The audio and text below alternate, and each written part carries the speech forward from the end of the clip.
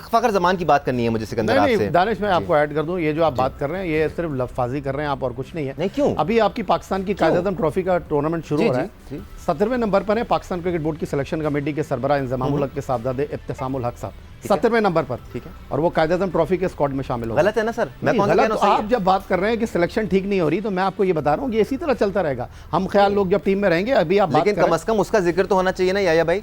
अगर आपके पास लड़के हैं मौजूद, अगर फ़खर ज़मान का रिप्लेसमेंट आपकी टीम में मौजूद है जो स्क्वाड का हिस्सा है, आप उसको नहीं खिला रहे यार। एक दो मैच पहले हमारी इस फॉर्मेट की नंबर 1 टीम थी। नहीं है सर, है नंबर 1 टीम है। अभी मैच बाकी है sir, maybe they have to come back. मैं कतई ये नहीं कह रहा हूं कि पाकिस्तान का सफर खत्म हो गया। गुस्सा जो है वो जायज है आज, बिकॉज़ के वन साइडेड मैच हुआ, कोई फाइट ही नहीं हुई, बिल्कुल ही नजर नहीं आई ना फाइट हमें।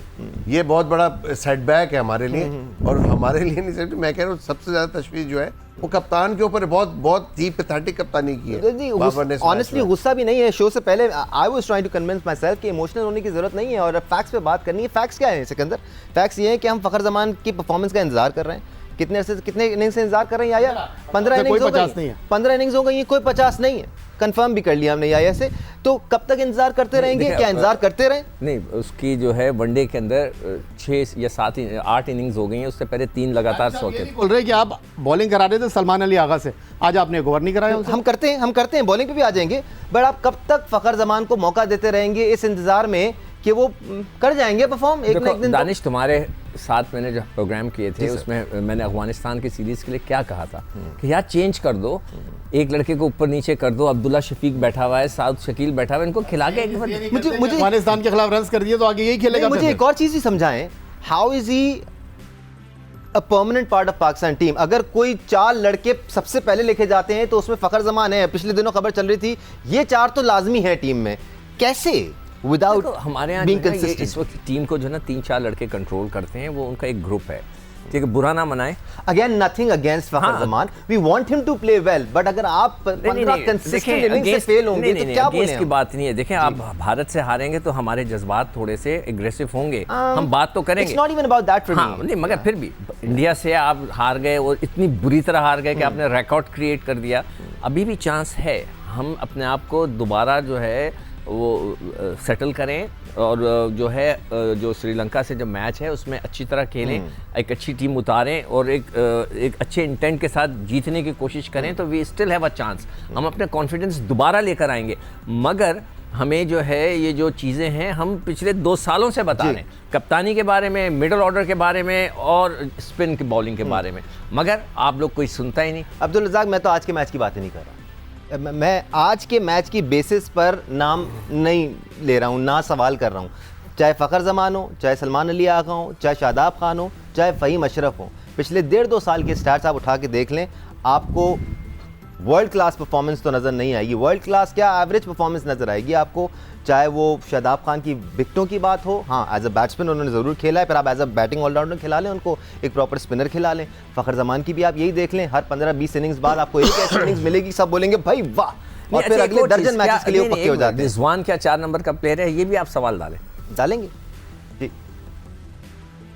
देखें, ओवरऑल अगर देखा जाए तो पाकिस्तान की जो इंटेंट आज के मैच में रही है तो इसको तो आप सबके सामने ही है। अगर मैं पीछे जाऊं, अफगानिस्तान आपकी नज़र में बड़ी अच्छी टीम है। अब नेपाल की टीम आई है, उसके खिलाफ जब आप खेलते हैं तो फुली इंटेंट से खेलते हैं, ठीक है जी, पूरी टीम से खेलते हैं। आपको चाहिए जब हाँ 50 करें, आप कह दें कि जी मेरे पाँव में दर्द है या हाथ में दर्द है, तो बाहर चले जाएं, दूसरों को मौका दें।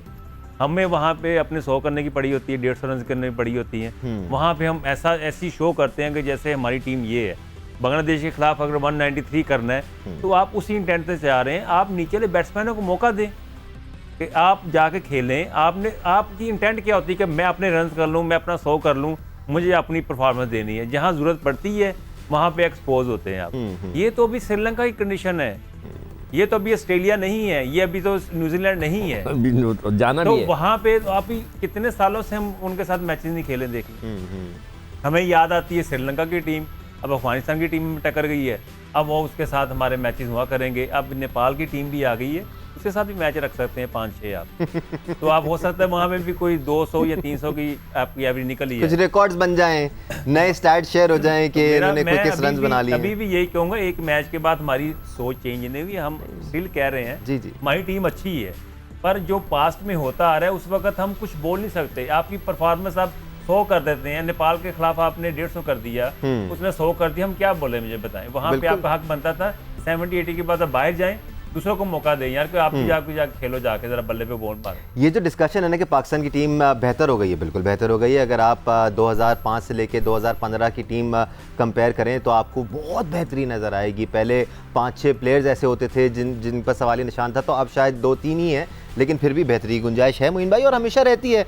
जहाँ आप ये सोच ख्याल है कि जो हो गया जी सर, उसको यहाँ से नेशनली अब भी आप गले में डाल के तो नहीं चलेंगे ना, ये आपको भूलना पड़ेगा। आपके आगे मैचेस है, आप यहाँ से क्या बेटर कर सकते हैं वो देखना होगा। बेटर यही है कि आप अब्दुल्ला शफी को खिला सकते हैं, फखर की जगह आपने खिलाना, या इमाम की जगह आप खिलाएं, किसी की जगह भी। But Abdullah Shafi in conditions में बेटर टेक्निक वाला प्लेयर है। बिल्कुल sir, he can survive, he can go along, और वो लेके जा सकता है पूरी इनिंग को। अगर वो सेट हो जाता है, उसके अंदर कैपेबिलिटी है, तो why not him, you know. आप एक तो ये काम कर सकते हैं, दूसरा उसामा मीर बैठा हुआ है, आप दे मौका, कोई बात नहीं भाई। वाइस कप्तान पहले भी ड्रॉप हो चुका है वाइस कप्तान बन के टीम से। एक और भी उसामा को आप खिलाएं, एक और भी ऑप्शन है सर। मैं आप सबकी राय जानना चाहूंगा इस पे। आप शादाब को समझते हैं वो अटूट अंग है पाकिस्तान टीम का, वाइस कैप्टन है, नहीं ड्रॉप हो सकते, चलें ठीक है मान लिया। आप शादाब को एज अ बैटिंग ऑलराउंडर खिला लें। नहीं, मैं जनरली बात, जैसे आपने कहा था ना, आप याया ने कहा था, आप पहले कह रहे थे सब सही है, वो भी जनरल एक बात थी। आप सलमान को बाहर करें, शादाब को एज अ बैटिंग ऑलराउंडर खिला लें, फिर एक स्पिनर शामिल कर लें टीम में। आप शादाब को नहीं ड्रॉप करना चाहते, इसलिए कह रहा हूँ। आप मतलब पाकिस्तान ऐसे टीम नहीं होती, टीमें ऐसे नहीं बनती।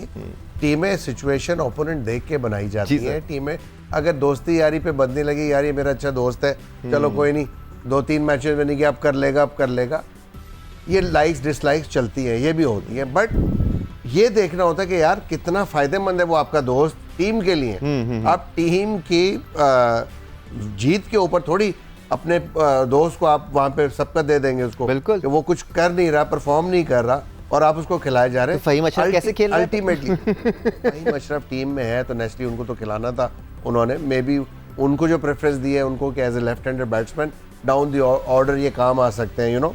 या तो एवरेज में नहीं होते 11 रन पर मैच, नहीं, या तो टीम में नहीं होते ना वो। बट फ़हीम अशरफ अच्छा बॉलर है, आई स्टिल रेट हिम। जैसे रज़ाक ने बोला, जो टेक्निकल गलती कर रहा है ना, उस गलती को आइडेंटिफाई कौन करेगा, कौन कोच बताएगा उसको, या बेसिकली इस लेवल के ऊपर तो आपने एज ए प्रोफेशनल खुद अडेप्ट करनी होती है कंडीशंस। यार पिच क्या कह रहा है, जैसे रज़ाक ने बात की, यू नो, आप असेस करते हो पिच पे, फिर आप उस तरह की बॉलिंग करते हो। इंडियंस ने देख लिया था, इंडिया की मिड ऑफ का बॉलिंग अनप्लेबल बॉलिंग बनी हुई थी आज आपके लिए, यू नो।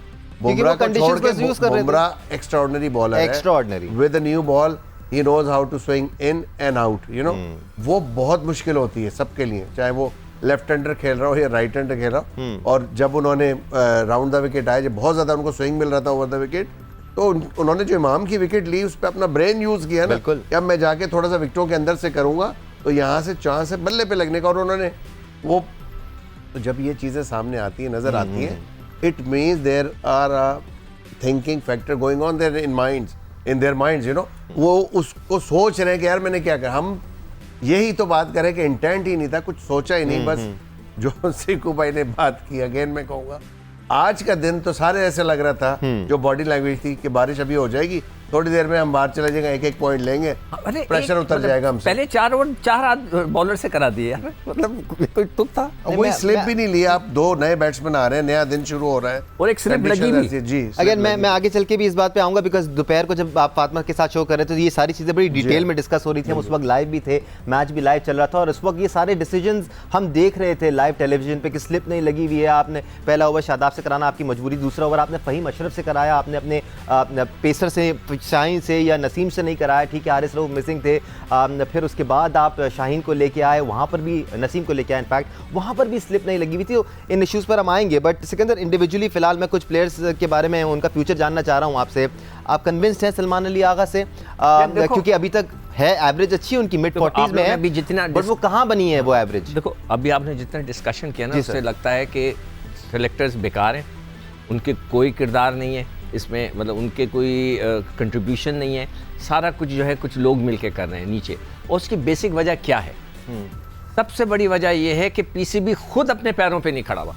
जितने पीसीबी के लोग हैं वो सब अपने अपनी कुर्सियां बचाने के चक्कर में, अदालतों के चक्कर में लगा रहे हैं। जब आपका क्रिकेट बोर्ड ही स्ट्रांग नहीं होगा, लड़कों को कोई पूछ ही नहीं रहा। वो तो ये कहते हैं भाई तुसी मैच जिता दो, और कुछ नहीं है उनके पास। भाई जब क्रिकेट बोर्ड को भी तो स्ट्रांग होना चाहिए। जब वो स्ट्रांग होता है, सुना है कि वो या उस पर ज़्यादा रोशनी डालेंगे कि सेंट्रल कॉन्ट्रैक्ट्स अभी तक साइन नहीं हुए, पैसों का झगड़ा चल रहा है, एक मतलब पूरा कन्फ्यूजन है। मतलब आप इंडिया से इतनी बुरी शिकस्त हार गए, अभी तक आप लोगों के सेंट्रल कॉन्ट्रैक्ट के झगड़े चल रहे हैं, वहाँ पर पैसों का झगड़ा चल रहा है, और क्रिकेट बोर्ड अपना कुर्सी बचाने के चक्कर में। तो हमारी जो क्रिकेट है इस वक्त हवाई है, हवा में चल रही है, इसलिए कि ना क्रिकेट बोर्ड पक्का है, ना लड़कों के सेंट्रल कॉन्ट्रैक्ट है, लड़कों के अपने नखरे अलग हैं। तो आप किस तरह क्रिकेट को चलाएंगे, मुझे नहीं समझ में आता। मैं तो सारे लोगों से, जो बड़े लोग करता धरता हैं, जो भी लोग हैं, पॉलिटिकल लोग हैं, कि खुदा के वास्ते इसको तो पॉलिटिक्स से अलग कर दो, क्रिकेट को एक जगह सेटल कर दो। ठीक है।